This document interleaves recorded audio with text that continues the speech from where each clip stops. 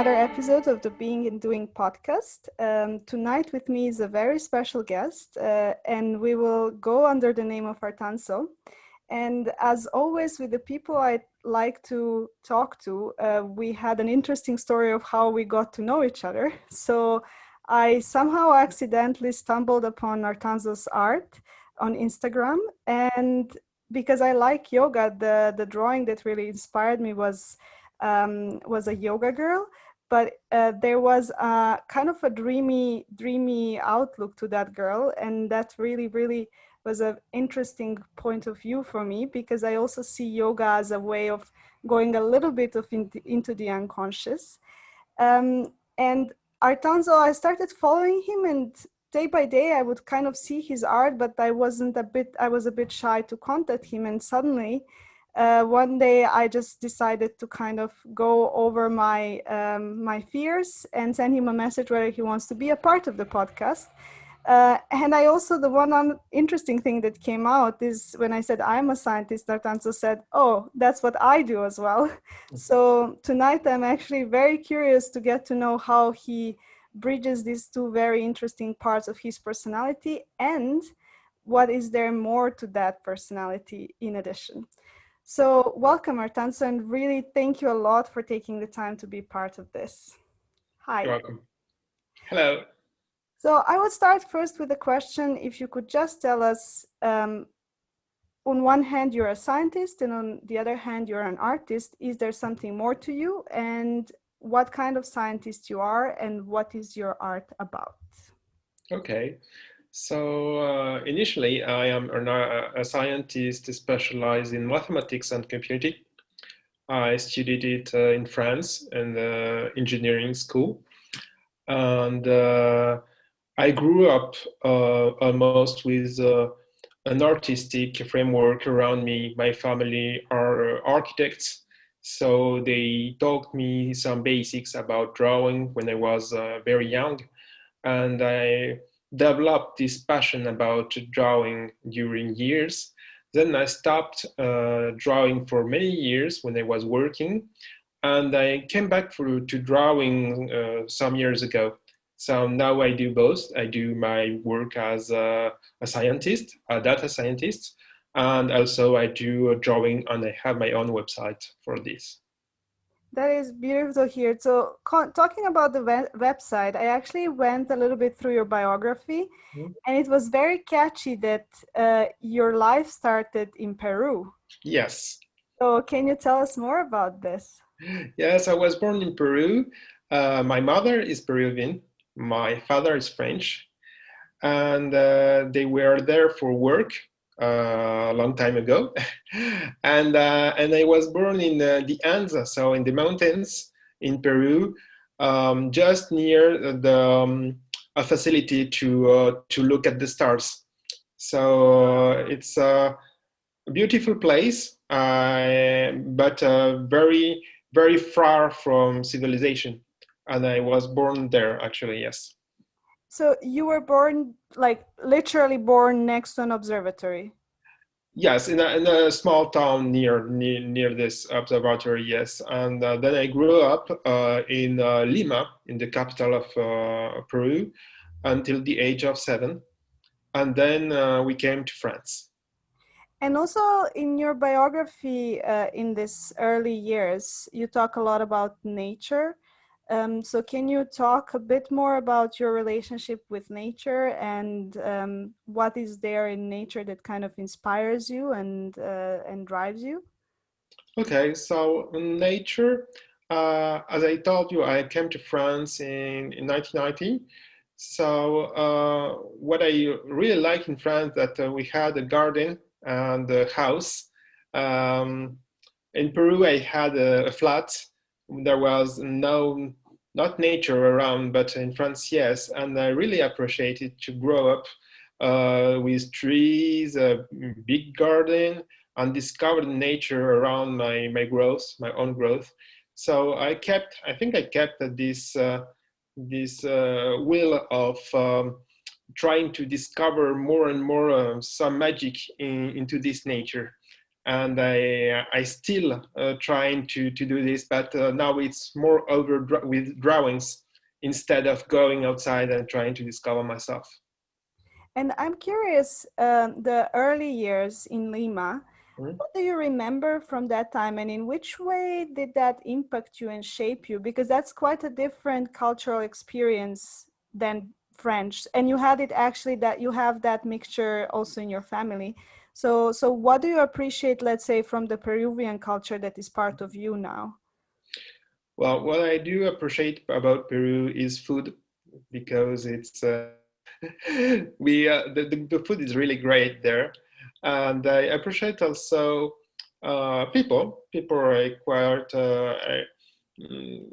happy. So it's maybe it's different between these people and people I have around me in Paris, for instance, that are more serious Mhm. in the way they behave around me. And also in Lima, I remember of the weather that was very different from here.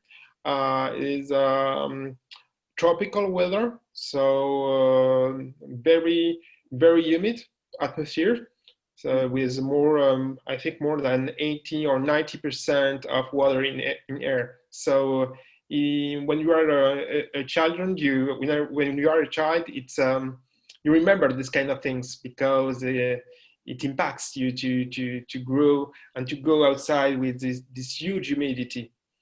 Also, I remember some small gardens with a lot of olivos, so oliviers. And well, I don't remember much more because I left at the age of 7, but the culture is, yes, it's very different. People are, there are more, how to say this, there are more, there is segmentation of population from richest to poorest, and there are a lot of poor people coming from the mountains, from the Sierra, and they work with going to do to do tasks, and to be as not servants, but to live with people of higher classes. So, for instance, for me, I was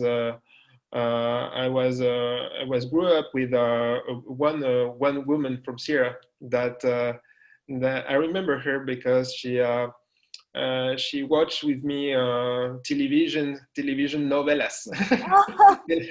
Yes, telenovelas and this is very typical from this kind of country to watch a lot of telenovelas and to keep the television turned on all All day. the time, yeah. Yes, all the time, yes. And this is not the case in France, but in all South American countries, people are a lot of time in front of their TV.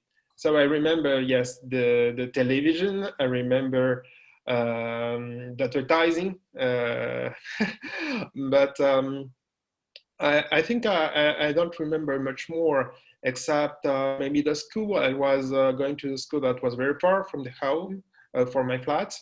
A private school, a French international French and Peruvian school, and I remember on the road to the school that we go through very poor districts. So it's quite different from a city like Paris. When you go from a point E to a point B, the city may change a bit, but it's not going through the desert, for instance, or over other landscapes. That's it. So the funny thing is that I grew on the opposite side of the of the world in Serbia, and actually I grew up with the TV on watching Mexican telenovelas. That's the reason I speak Spanish, actually. Ah, okay.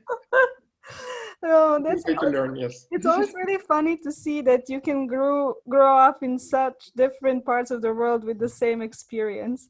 And I'm curious actually about that experience of poverty when you were quite young, because you were somehow probably not immersed into that poverty, but you were to some extent observing it.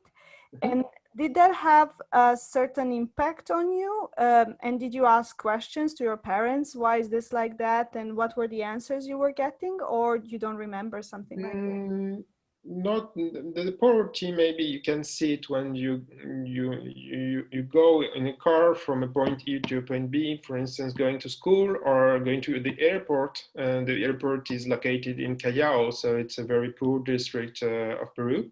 It's in Mm-hmm. the suburbs of Lima. But otherwise, my own district was a kind of rich district because it was next to the embassy. So I was kind of protected of the poverty living there. We have to know that Peru is a quite dangerous country Mm-hmm. because there are a lot of poverty. So people of the middle class live in districts that are quite protected, and they are very cautious also in everyday life. For instance, they don't go into every taxi. They will not speak to everyone in the street. They have some things to know to live in Peru. And when I was very young, I was below 7 years old, my parents took a lot of care and didn't let me to go outside alone, for instance. So I was kind of protected in my district. And the friends that you had at that time, were they also local people or mostly French people that your parents knew or Local, local. local? Were local people. Almost everyone was local. There was one guy that was French, but foreign people was very quite rare at this time. Mm-hmm. There was not a lot of tourism in Peru like now. So do you have some friendships from that time actually, or? Oh yes, maybe I have one or two contacts on Instagram, but it has been a long time. Hmm. Okay. And actually, do you go back sometimes to Peru, or what was the last time? When was the last time you went? Wow, there was the last time I've been to Peru. It was in 2008. Wow, that's So 12 years ago, yes. oh wow, wow.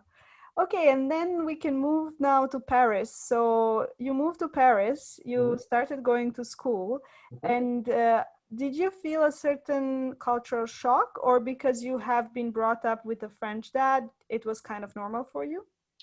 I think the culture shock was not so huge because I was in an international school. So I came in France. I was already speaking French quite well. Mm-hmm. So I hadn't any problem to integrate myself and make some friends. Maybe the difference would be that people have some different references for instance, for their travels. They didn't travel a lot. They travel around France, but not abroad at this time. And but in the cultural way, there was not a huge difference between France, for instance, and the middle class of Peru. Okay, and now I'm curious about your art. So you said you started drawing very small, and actually in your small bio, it's written that your parents were signed with the date, your Yes. drawings. Mhm. So I'm curious, do you still have those with you? And can you tell us maybe what were the first motifs? What was the first thing that you were drawing? And how did that feel for you? How was that encouraged also? So yes, my parents kept all the drawings actually. So they're in my parents' home, not here in Paris with me. My parents do not live in Paris; they live in the Alps near Grenoble. Oh, that is Uh, beautiful. yes, beautiful. Yes, that's why the nature impressed me a lot when I came there. And they kept the drawings. We have them on my website. I think I put one of my first drawings. Mostly I drew some medieval stuff or something that I was watching at TV because I was a lot of time in front of TV. So I remember I drew some advertising I saw. So that's that you can see how advertising can impact young people also and inspire them for everything. and and then I have drawings that are last from I think 1986. Wow. Yes, 1986. I was 3 years old until maybe 1990 when I was 7. And then my parents didn't keep the drawings because I kept myself. Hmm. So I have a lot of drawings here in Paris with me that are lasting from 10 years or 15 years ago until now. And let's also, it's written in your bio that you were not good at the beginning, and Mhm. then somehow there was a progression to Mhm. the amazing art you're doing now, in my opinion, humble opinion. Thank you. So I'm very curious, how did you work on your technical skills, and how did how did the motifs that you are currently using, which is a lot of yoga and dancing and movement, but then also some dreamy and really love things, how did those come to really become the main motifs you are drawing? Okay, so um, drawing is a very difficult task. It's I think it's one of the most difficult art in this world because it has to combine many skills. You have to combine imagination, space representation on a 2D, two-dimensional space. So it combines perspective, some kind of mathematics behind perspective, and feeling also transmitting emotions. So not just only technical skills, but also soft skills to inject inside. So drawing for me, it's maybe much more difficult than some tasks I can do at work, for instance, on resolution of equations and mathematics, because it's very complex to produce a new drawing from scratch. Reproducing a drawing that already exists is a good way to learn, for instance, but to produce something new, it's very, very hard. So actually, I was not very good at first. I think as everyone, because everyone that starts drawing um, needs to learn. And when I was young, I had the chance that my parents were architects and my grandparents were also doing the Beaux-Arts schools or the fine art schools. Mhm. And but they didn't teach me a lot. They make me some kind criticism on my first drawing to let me improve. But then I've been self-taught for years. I didn't take any course for drawing, but the funny thing is that now I'm taking online some courses because I want to improve some special skills that I see I'm lacking in my drawings now. But I'm doing things at reverse. I started with an intuitional way of drawing, and now I'm more into technical skills because I want to make my drawings more professional, and I need to learn from others for this. So to answer to your question, being good at drawing is a long, long path. It takes years, and when you look, for instance, to Japanese masters, they say that it takes a whole life to find a unique style and find the perfect line, for instance. So I'm very inspired by Asian artists because I really like the way they think the drawing and to with the harmony, the purportual search of harmony in the drawings. This is very interesting for me. So I have two questions after this. So one is, can you be specific in how did you, on daily basis or in your drawings, find ways to intuitively improve? Did you give yourself some small tasks and thinking, oh, I want to draw this, and now I need to try and figure out what are the skills I need? Or was it the other way around? You were just drawing and then you were seeing what you're missing and then trying to improve on that. So how did that come into play somehow? Okay, so basically I start with an idea. So Mm-hmm. I try to find an idea, And then the idea is for me the challenge to achieve. So one thing I do that maybe others do not is that always finish a drawing, always. So even if it's very complicated, even if I don't manage to do everything in drawing correctly, I try to achieve it completely. So this way of drawing is good for me because it forced me to improve my skills on some areas I didn't do before. For Mhm. instance, if I want, I have an idea for around a cup of tea, and I haven't drew a cup of tea before, I force myself to draw one well, and then I learn at the same time I'm doing the illustration.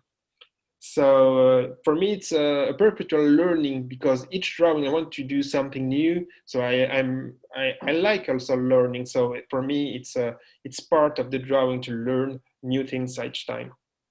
And I'm also curious, you seem to have an openness and curiosity towards your work. Is there a critic inside as well? So, how do you deal with the critic who says you're not good at this, or you need to improve so much? Or is there such a voice, or somehow you always feel like, I know I am improving, so I will just keep at it and just keep doing it? Maybe the second way. I think it's maybe mostly impossible to be perfect in drawing on any skill. Maybe the exception is to draw something again and again and train on the same kind of drawings. Like for instance, for comics, people that drew comics are very, very good at drawing because they train a lot on the same position, the same characters, the same landscape. But when you want to create something new, you cannot do it perfectly. So you have to do the best way you can, but you keep in mind then some details that you were missing in the previous drawing, and you think that you want to do it better on the next one. So for me, this is the process I use. The process is brought by creativity first, and then it leads to understanding and learning. And I'm curious also, when you finish a drawing and when you really like it, Mm. can you describe that feeling? Because you, from what I understand, you sometimes don't know whether you will like the end product or not. Mm. And I can imagine it can go both ways. But what is the feeling when you kind of even maybe surprise yourself?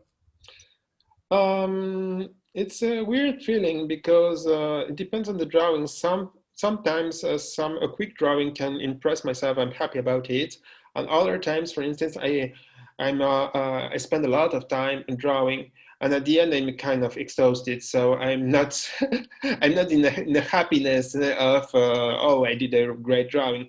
I just want it to end, and then when I look at 2 or 3 days after. I say myself, oh, it was not so bad. I'm happy, finally. But it's not automatically a feeling of happiness at each end of drawing. It depends. It depends a lot. Sometimes I'm very happy, for instance, about my sketches. So I do pencil sketches. But I think it's a bit of chance. And in drawing, as on other arts, there is a small part of chance, and sometimes things go well until the end, and sometimes uh, things will never go well. So I finish the drawing, and as I say, I always finish my drawings. Other people start a new drawing, but you have to deal with a bit of chance, and of course you have to deal with your skills. And when you finish the drawing, well, maybe sometimes I don't have any opinion at the end of drawing. I don't know if it's good or not. I post it on Instagram and I see if people like it, but it's very difficult to have an opinion on ourselves. It's more interesting to have another pure eyes that look the drawing and give an external opinion for me. And I'm also curious, how much does that external opinion influence you? So, because it can always be either good or critical. So, when it might be critical, how does that influence you? Well, depends on the. I think it depends on my on the past. For instance, at first I had a lot of criticism about proportions, anatomy, the hard skills of drawing, and there were good criticisms, of course, because I was not very good at drawing, as I told you. Now I improved a bit on all these skills. So there's still some criticism that come more from people that are professional of drawings because they can see the defects of a drawing. Other ones do not see them. So it's very interesting for me to get these criticisms because it's not just a destructive criticism. It's a criticism that helps me a lot for the next one. So I'm quite happy to have constructive criticism. And then for people who like me drawing, it depends also. I have some quick likes, like on Instagram, just a like. So well, I'm happy. But some people say that it's changing a bit the life, and I'm very happy about this. That to communicate something good to people and to make people feel good while looking at the drawing. For instance, there was a woman that told me that my drawings were very calming. They make her feel calm. So it was very interesting for me to hear that because I know that I can have an impact on positive impact on people with just an image. And maybe this is what I'm trying to find, but it takes a lot of time. It takes years to find the perfect harmony to communicate perfectly this feeling of calmness or a dreamy feeling. So I'm curious also, you mentioned that you are inspired a lot by Asian artists. So can you say which Asian artists and what kind of art? Because I, for example, really like this also Japanese styles and Chinese with just pen, with no colors almost. And that there is what you're talking about, the Yes. perfect harmony. So can you talk more about that? Yes, well, I'm strongly inspired by Japanese art. All my drawings, people say that the design, the lines are coming from the Asian artists, and they're right. Um, the first artist really inspired me was Korean. I think a Korean artist that his name is Young Tae Kim. It's an artist that worked for video games, and he had a very good character design skills, and I was very impressed. I remember I was about 12 or 30 years old, and I was really impressed by this artist. I tried to understand how he did this kind of drawings. Then I really liked also a very famous artist that's Dali. Dali, I really like. Well, I like the ideas, but I also like the shading, the rendering, the technical, the perfection, the technique he has. So it's very interesting to study Dali to understand the way he deforms reality and he transmits the surrealism to other people. And of course, I really like Okusai. Japanese art, is very famous because I really like his line. He has a line art skill that are great, and he uses India ink. I used a lot also, and I really like this artist because this artist. I remember he changed a lot of pseudonyms, the nicknames. He changed a lot because he wanted to change each time a style, and he changed. He was a. There were more than one artist in this guy. There were 5 or 6 artists inside him, and for him, the process of targeting perfection was a long process that lasts a whole life. And I really shared this idea with him that each drawing, it's a little step. It's a very little step towards something bigger, and you don't have to hurry because the passage is very long. So you have to do drawings until reaching maybe the perfect harmony. So for Japanese artists, for instance, the harmony is in nature. They're drawing trees, for instance, and this kind of artist spends maybe all his life drawing trees and nature. So it's a good, very good reference for me. It's beautiful. Actually, after the conversation, I will send you one uh, drawing which I have on my phone, which I feel like a perfect harmony. And I'm curious about, you say you always start a drawing and you always finish it. How often do you draw? Do you draw every day? Or do you have a certain days that you draw? Is it very spontaneous? How does that part of the process look like for you? I mostly draw during weekends. So to be precise, I draw on the Saturday morning. I do the sketch of my illustration, and I paint it on the Sunday morning. So on the weekend, I spend 2 half days drawing, basically. During the week, I have less time because I have another job aside. So I do some quick sketches. And when I have time, I do 1 or 2 sketches during the week. And I put it as auctions on my websites just for fun. And I find people who participate in the action and earn the small drawing. That's beautiful. And I'm also curious, I love the way you portray or the calmness that somehow emanates from you. So that's very present in your drawings, but I can see it's very, very present in you.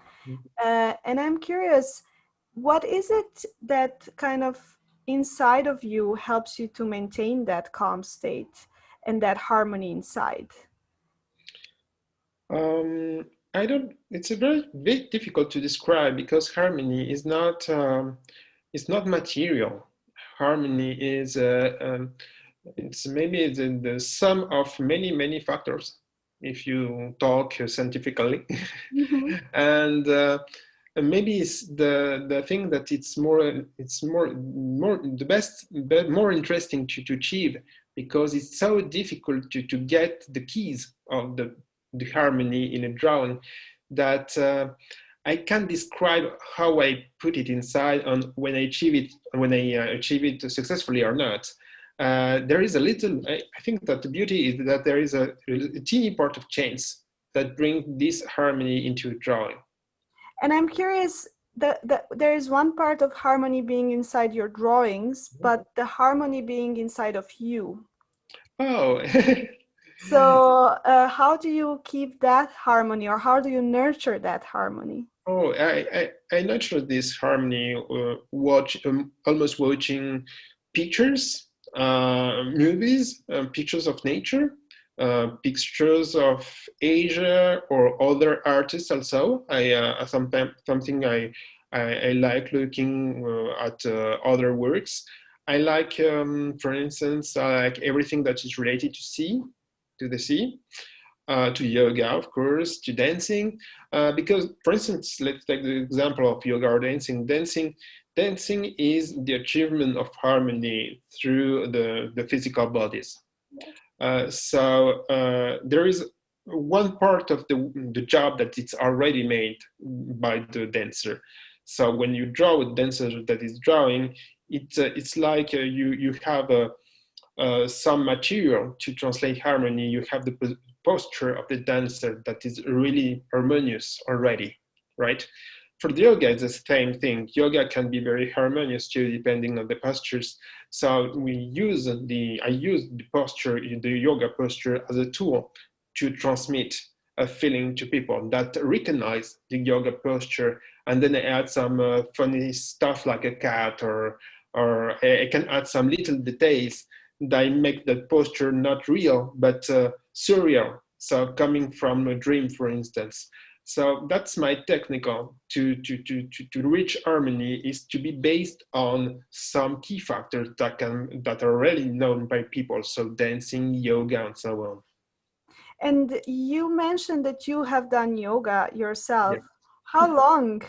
5 years.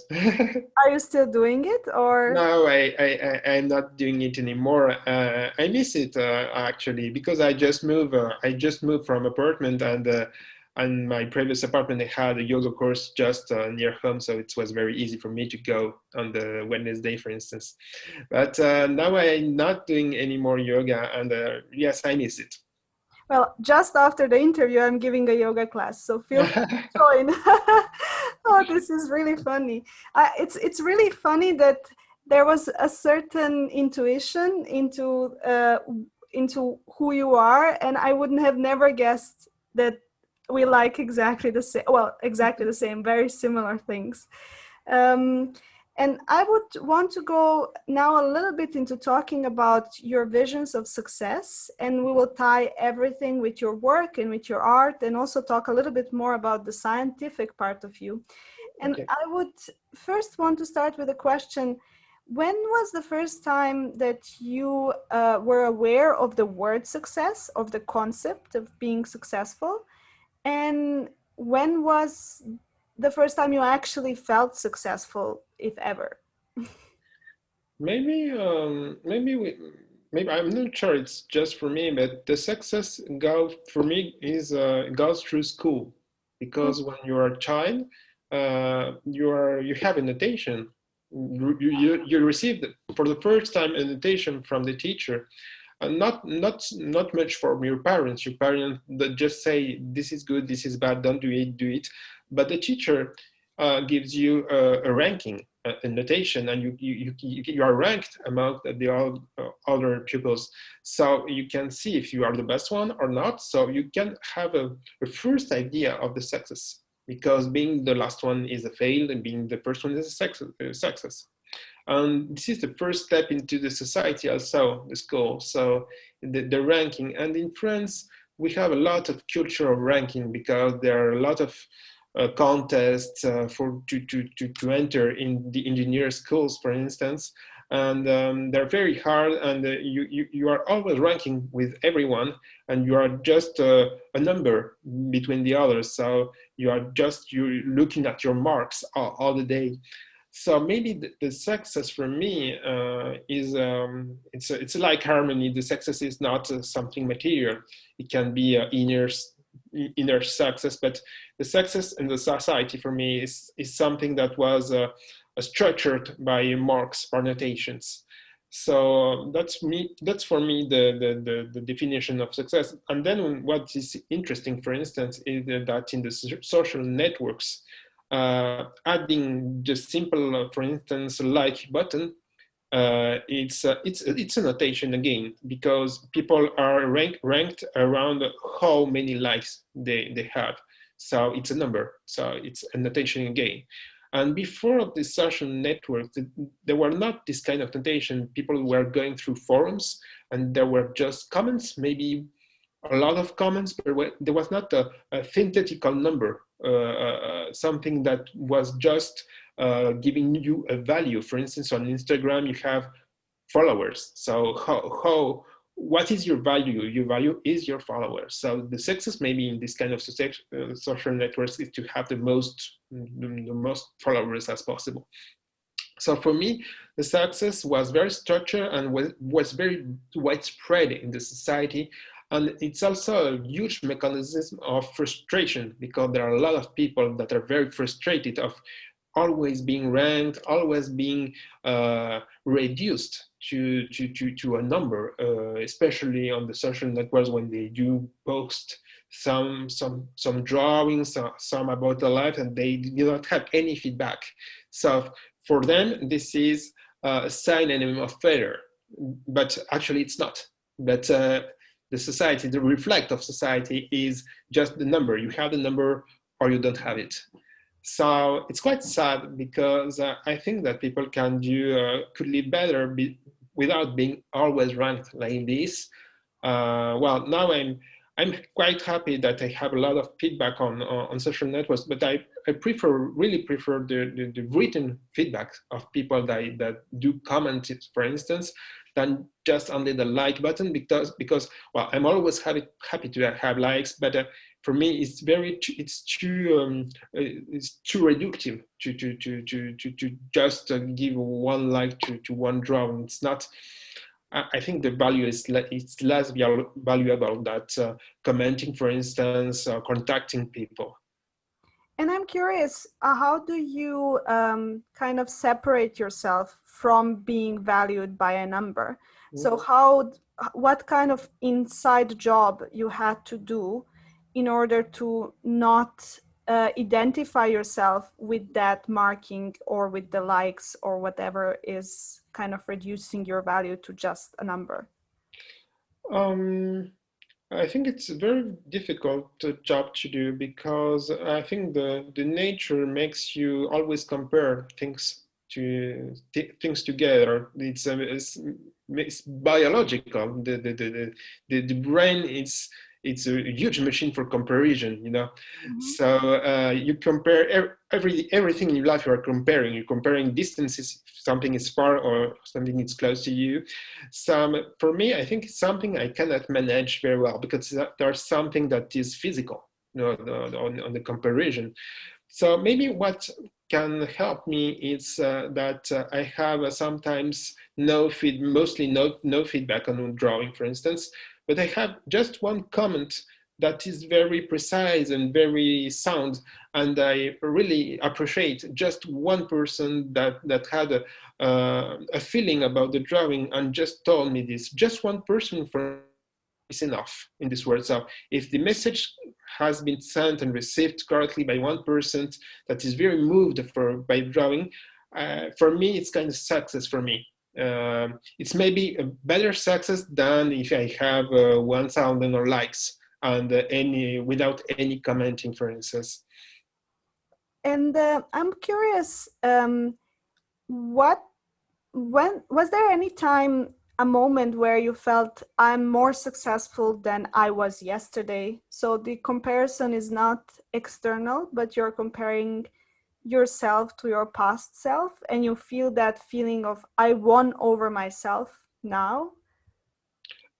Maybe about comparing from one day to another is maybe too fast for me because, as I told you, my process of creativity is very long. So I do not improve a lot from one day to another. But when I look, for instance, my works from the past 2 years, um, I find the successful way. I found that the path I followed led me to something higher than before. And this is for me very gratifying. I'm very happy to progress in drawing because progress in drawing it's a huge theme of a huge theme of conversation between artists. A lot of artists do art blocks, for instance, so they cannot do anything during months or years, or they feel that their drawings are worse than what they did before. So it's a huge source of frustration in art, the progression part. For me, as I go maybe slower than other people, I change a lot of style. I try anything. I have a kind of methodology to progress like a scientist. I try things and then I do things very, very specifically. So maybe I do not have this kind of frustration from one day to another, but I'm happy because I know that working a lot during years, it's worth. I find a kind of success behind it. And now I actually want to include the scientific part of yourself. Mhm. And I really recognized what you said, that having this very systematic mind does help a lot into going into arts because it gives structure. And I Mhm. feel sometimes what artists that are only doing arts are lacking is actually precisely that structure that we have in our everyday jobs. So one of the questions I always ask is, how do you think your profession informs the way you think? Mhm. So I'm curious, how does the fact that you're a data scientist help you in your everyday life? And also, how does it bias you in thinking a certain way? Um, Works, my job, of course, influences me a lot. Maybe most in the relationship between others, because working is also very a social experience before being some technical stuff behind. And the structure, the way of thinking and the structural way helps me. Well, it's linked closely linked to mathematics because I do a lot of statistics in my work. It I think it brings some guides, yes, some guidelines. And there are some artists that want to break all the rules, all the guidelines, and they want to be very, very random in their creation. I cannot do this because I'm a figurative artist, so I have to represent some real objects and humans on the paper. So there is a lot of technical skills that are much more quickly mastered if you have some scientific way of learning step by step and trying things and keeping things or not. So I think it's related to the goal of the drawing and the way that I do the fact that I make figurative art. If I did abstract art, it could be interesting also to interview an abstract artist and trying to find if he has some scientific thoughts behind, for instance, for fractal artists maybe. But for me, I cannot dissociate the skill, the technical skill, and the artistic part, the imagination, the part. Because if I drop the technical skill, I cannot represent the idea on the paper correctly, and then the impact of the idea is much more lower on other people, of course, because their brain recognize very quickly a good drawing or not. The brain is very good for recognition, and for instance, a body that has something weird, the brain will recognize it very quickly. So it's very important to be precise in the drawing figurative art. So that's why I think that maybe my job helped me to, well, in the first place, it helps me to be cautious that I have to be a good technical guy before being an artist. Third thing, and then maybe the second thing is that we are all living in a society, so but we are impact the others and what we draw also. So that's interesting that for me that I can understand this and I can, for instance, when I prepare drawing, I can think about the message I want to send to people. And this is not automatically. For instance, there are many people that draw just for fun or for pleasure, but they do not think about the message. And I think my job that is related also to the media sector, so it's the industry of message, helped me to think about the message and about the technical part and mix together to achieve the drawing. And the wonderful thing is that really that particular thing you're saying transpires through your art, because each time I do see one of your drawings, I always have an internal message or like a sentence in my head.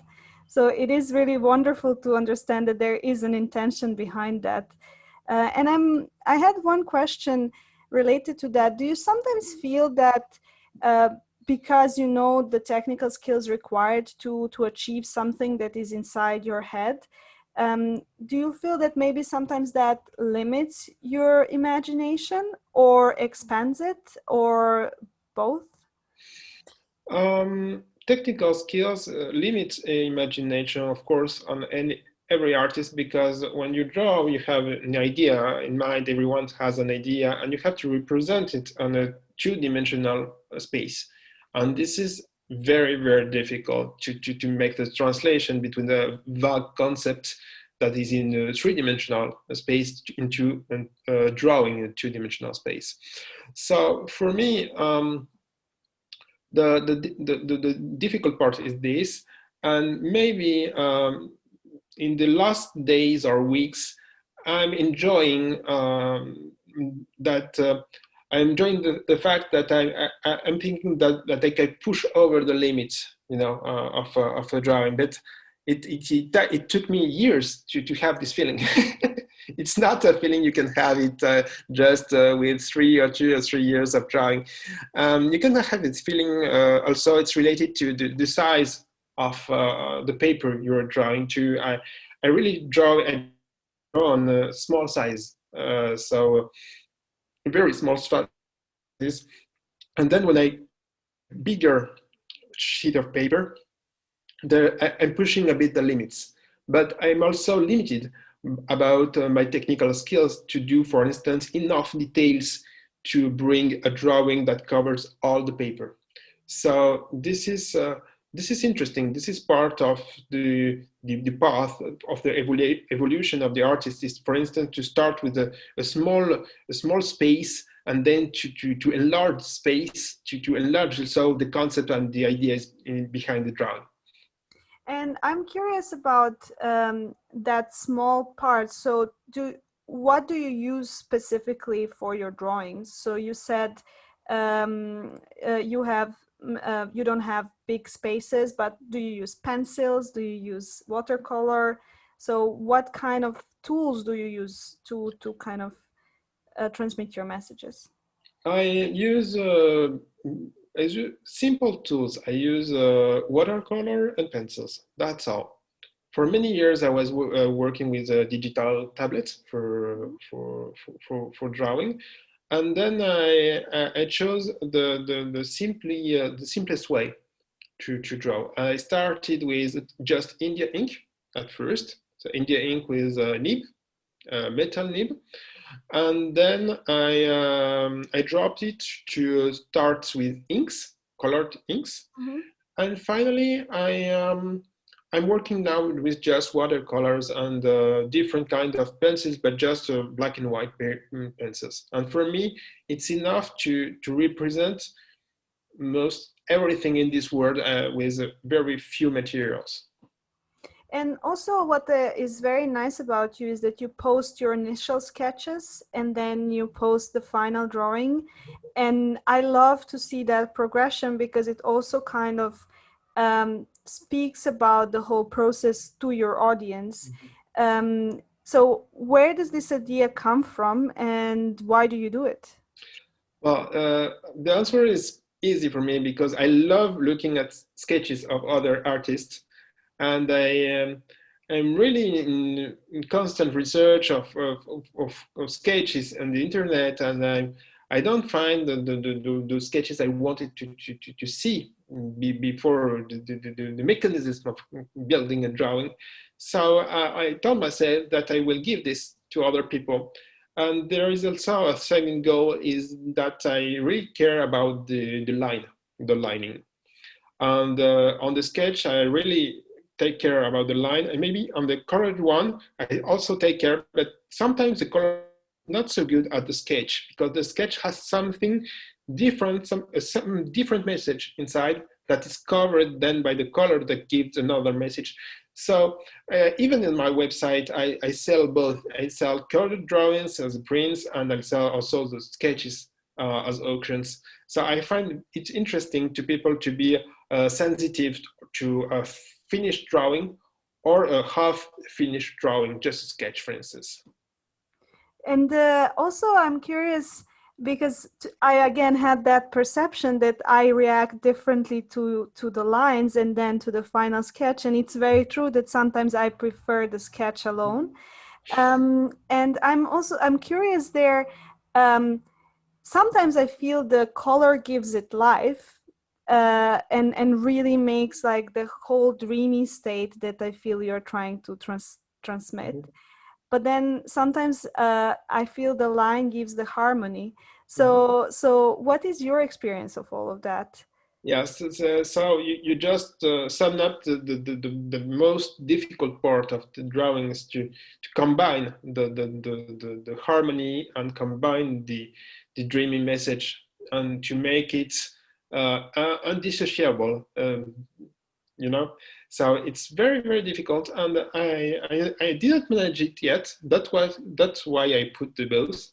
I'm trying a lot to combine to search the perfect combination. It's like in chemistry, and you want to the perfect combination, but the color brings a lot of message inside because just for instance, if you just look at the color, pure color, squared color around, you can have a feeling already.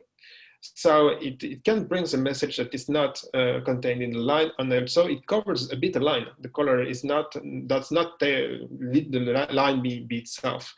So it's I just want to combine. That's why also I do thicker lines sometimes to keep the line and not to let it be hidden behind color. But I have to answer you, I think this is a long work that I have to do to find the perfect harmony. I didn't crack it yet, but I'm hoping to achieve it maybe in the next month.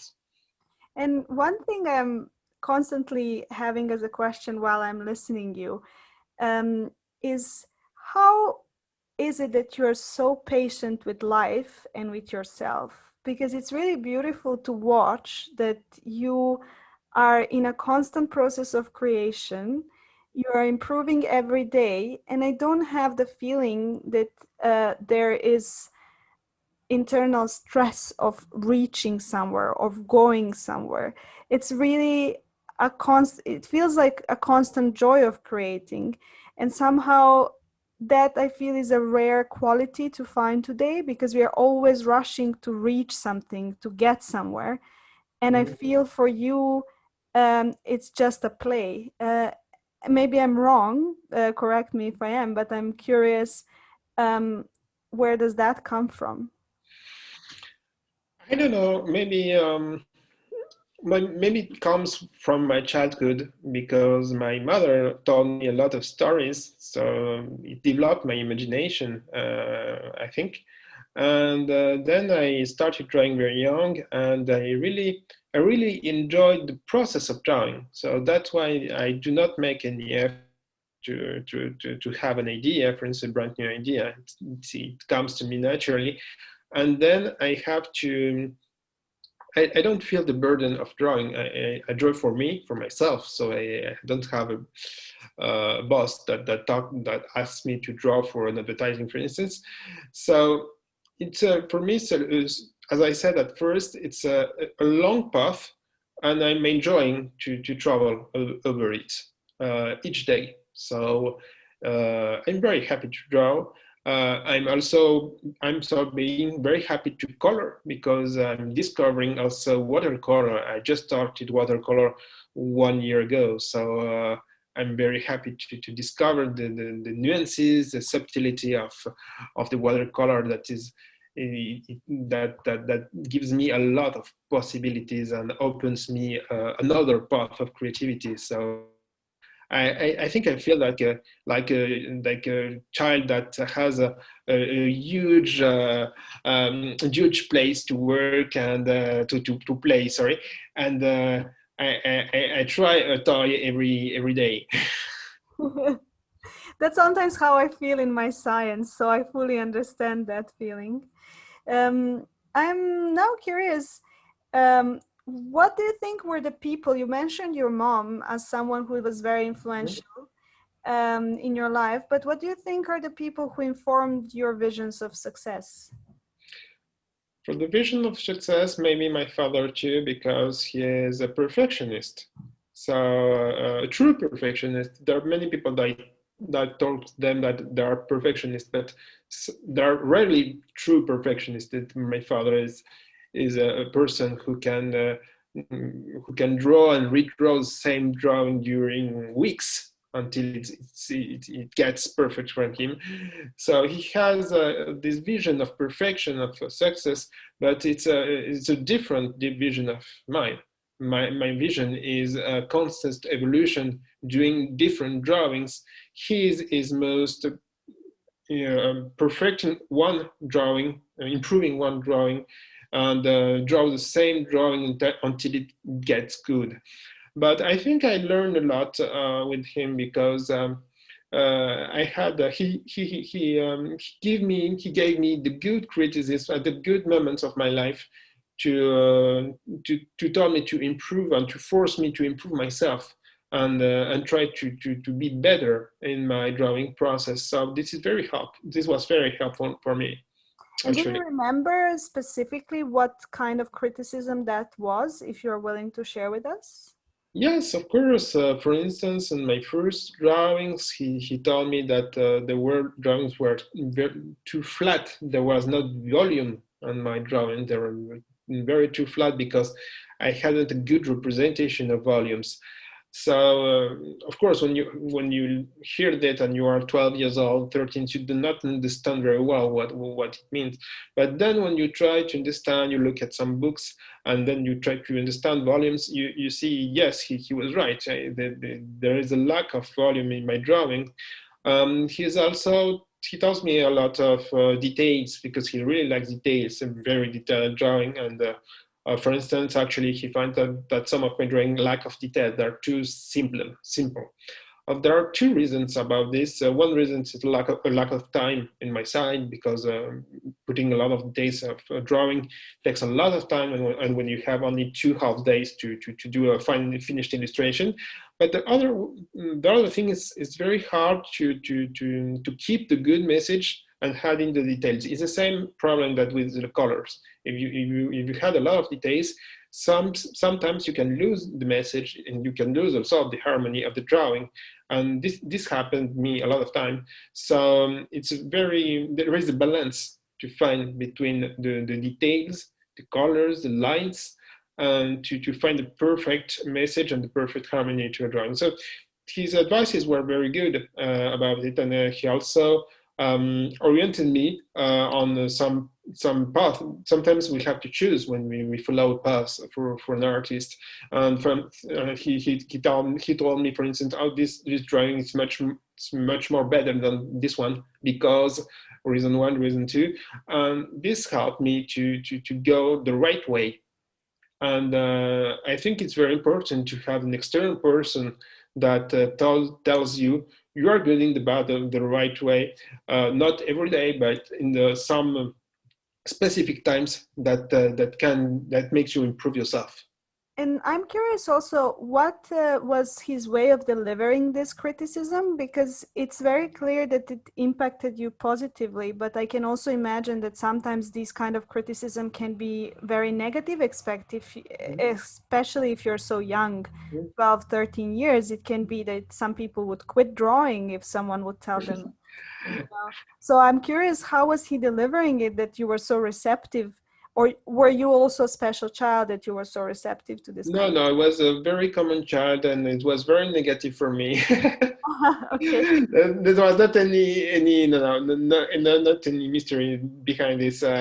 As every child, he told me orally the criticism. This is bad. This is good, and I was not very happy to spend 2 or 3 hours on a drawing and then to hear it's bad. It's not a perfect drawing. It's not professional. He had this kind of words, and of course I was not happy. But later, much later, you understand that it was not a bad intention. It was just to say that you have your opinion of yourself when you draw.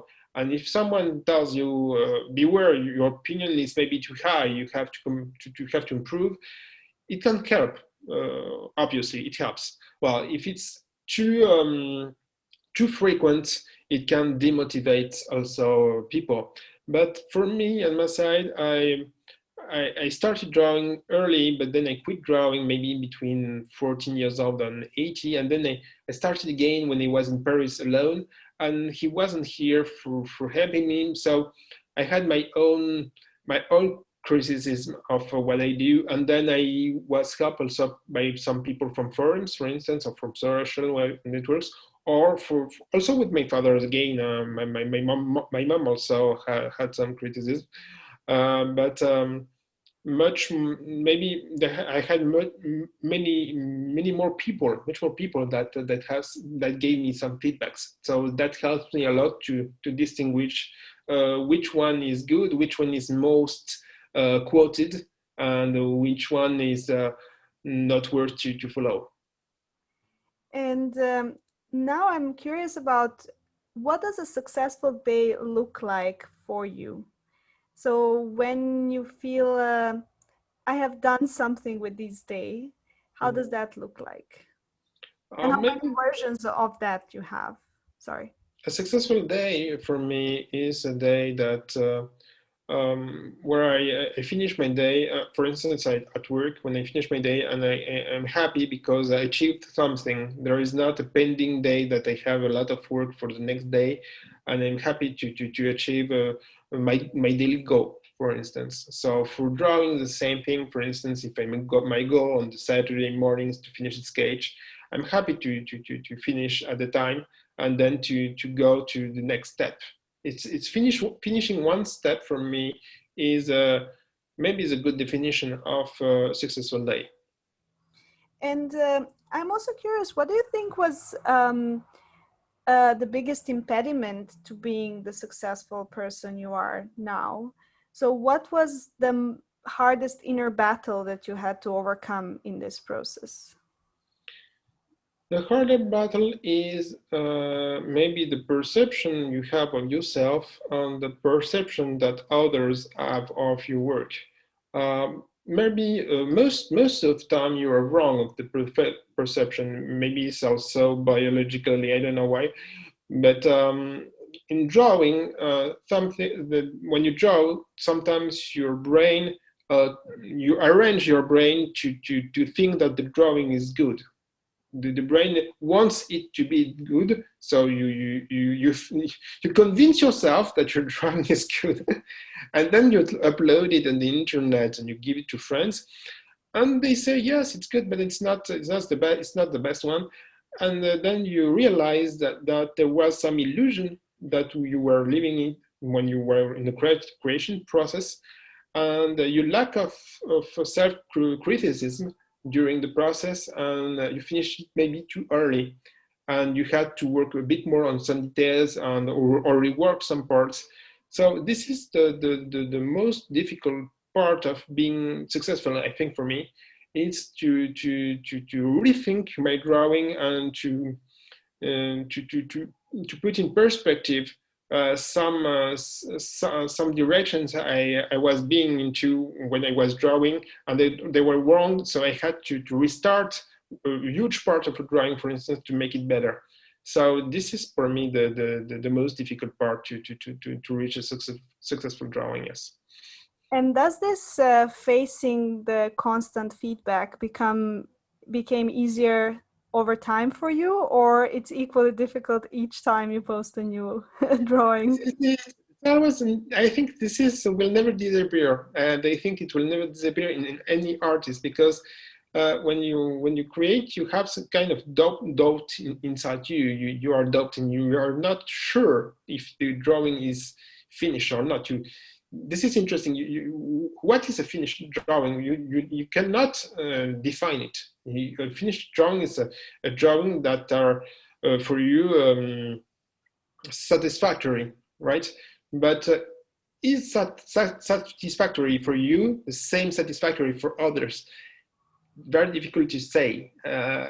So I think this inner battle will be ever and ever exist into me, and I think also in any other artist for a long time, And until the scientists as well. Science is never finished as well. And I'm curious, what do you think was one truth about reality that you were not willing to accept for the longest of time? So you were kind of, you were kind of putting your hand and saying, no, no, no, this cannot be true, this cannot be true. But when you finally allowed it to sink in, it actually made your drawings better, or made you more successful, or made you more calm and harmonious. Yes, of course. Maybe for me, for instance, is that I lack of practicing, because it's not my first activity as an artist. So I know that when I will doing a new drawing the next week, I won't be trained enough to make it perfect in terms of, for instance, in lining or coloring. So I have to deal with it, actually. So I try to find the best, the best composition, the best effort in one terms. but it's also a kind of challenge for me to achieve a finished illustration on only one day. That is also interesting in the path of creativity, I think. Yeah, I mean, I guess that that structure that you have also helps you to always have an output while still learning, which is really, really impressive, actually. And I'm curious, what do you think maybe is a pain in your life that you think shaped you a lot to be the person you are today? A pain. No, I don't know if there is a pain. Maybe there is kind of nostalgia I Mhm. have of maybe Peru, but I don't cannot define it very well. So maybe this nostalgia can be seen in the drawings because they are kind of oneiric drawings or drawings inspired by dreams, but dreams are also inspired by past and by our lives. So maybe there is a background of nostalgia that can be seen in this kind of in my drawings. Yes. That is interesting. So I think at this point we will go to the rapid fire questions Okay. to just kind of wrap up the whole interview.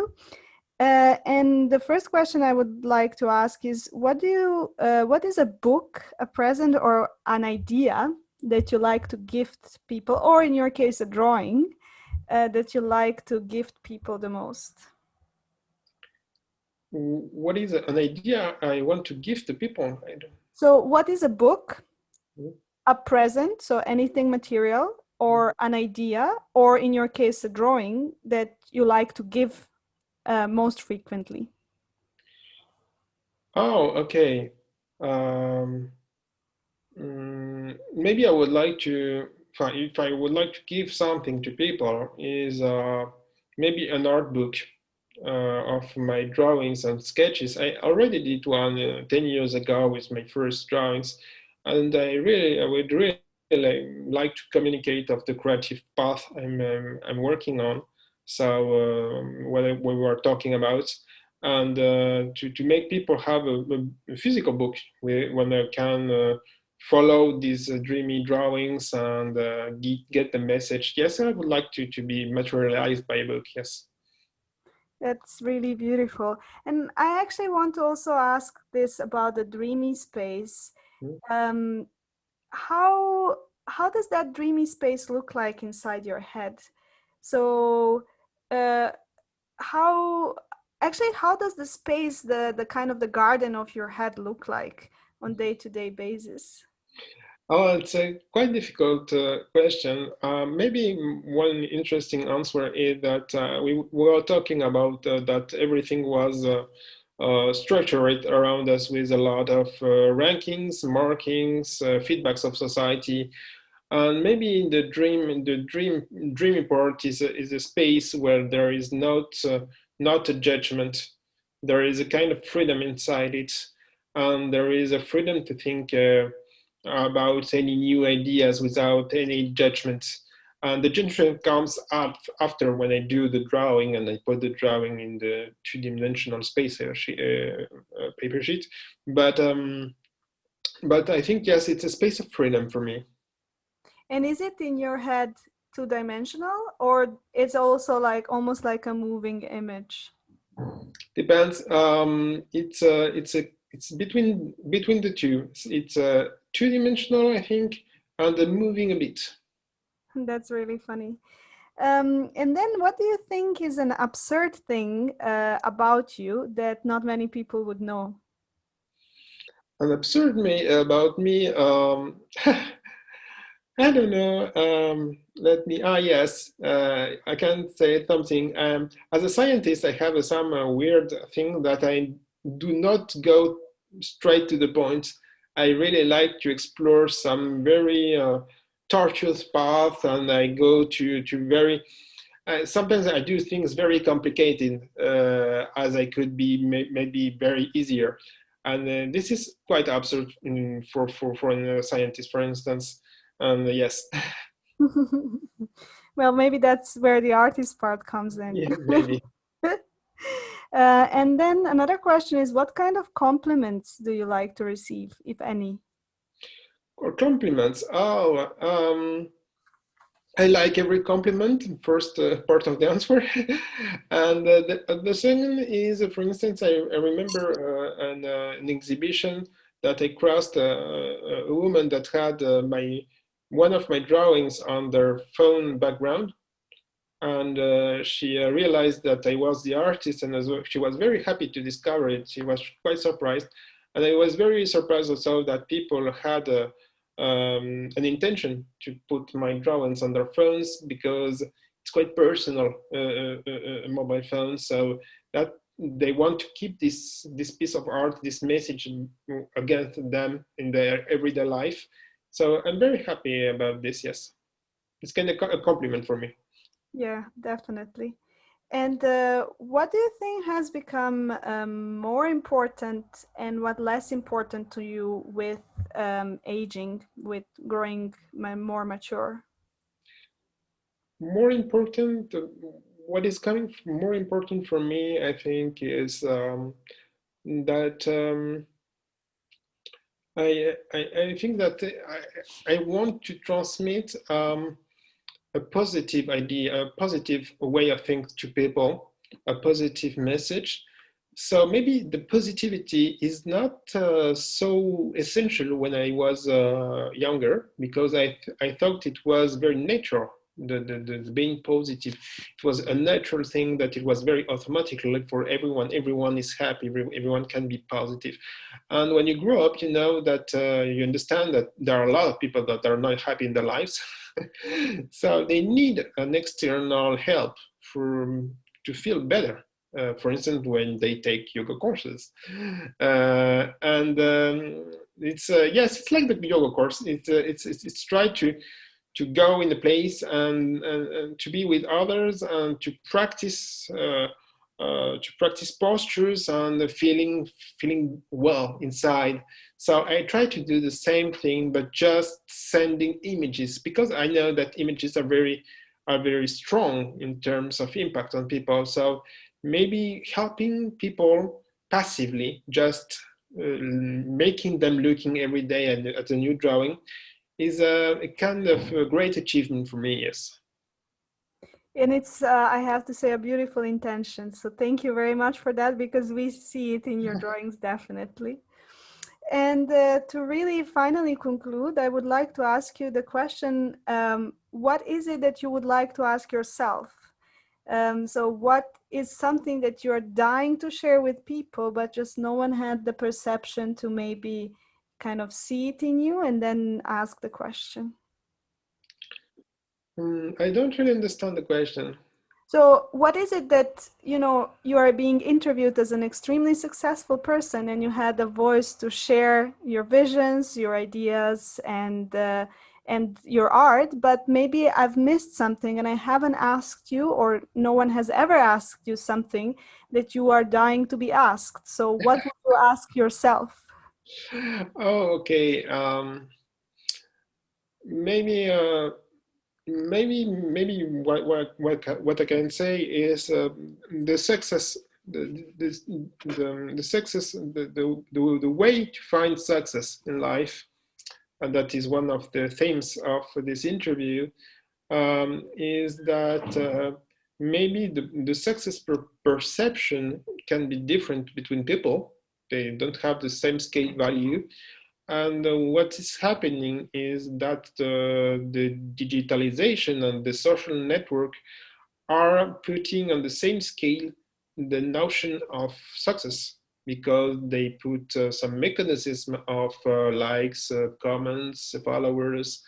And I'm just wondering, it could be kind of dangerous for the humanity to be structured into numbers and databases, because we're not naturally made for that. We're maybe to be individuals, to be different to each other.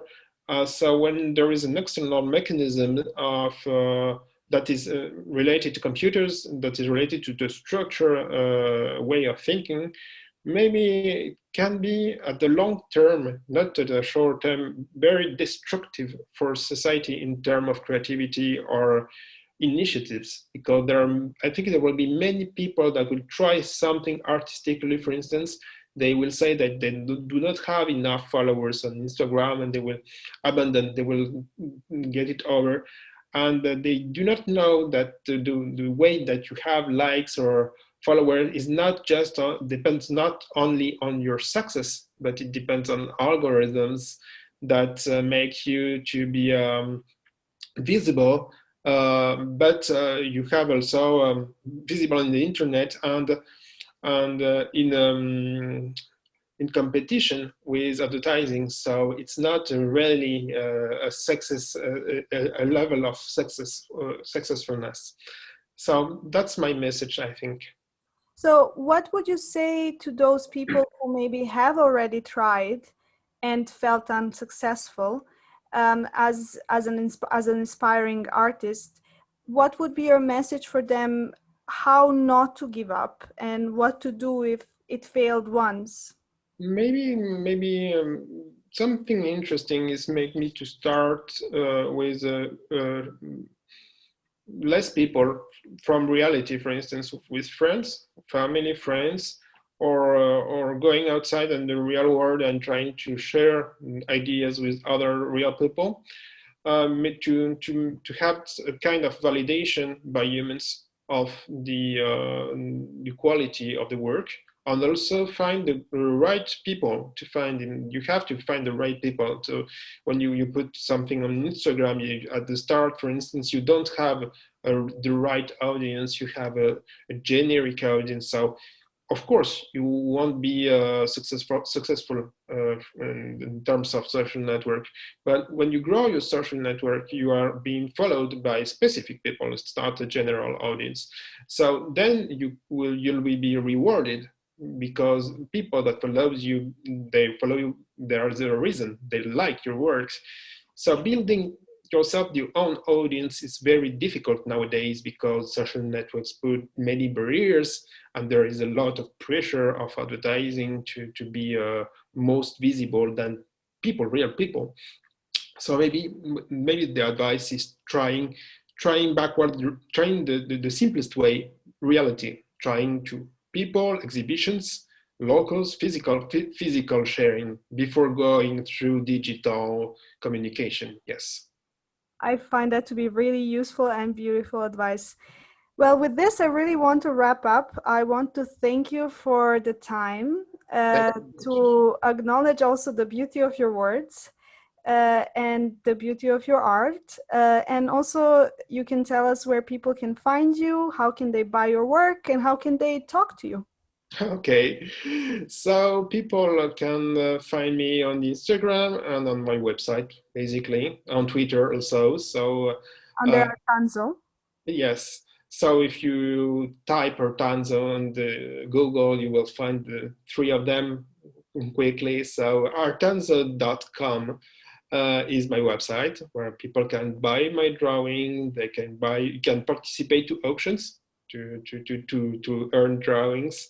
Then there is a little button that that can be used to chat with me directly on WhatsApp. No one uses it, but I I just think found out about it tonight, yes, and I find it amazing. yes, I put this button. It's a symbol as the symbol of phone, so people can contact me directly by email or WhatsApp. But I think that they don't have the habit of contacting directly people through the website. Otherwise, on the Instagram, it's much more easier for them, because they have the habit to contact people. So Instagram is maybe the best way to follow my work at first, and to contact me, to write me if there is any question. Yes. Perfect. Well, thank you again. And I guess, yeah, here we can stop.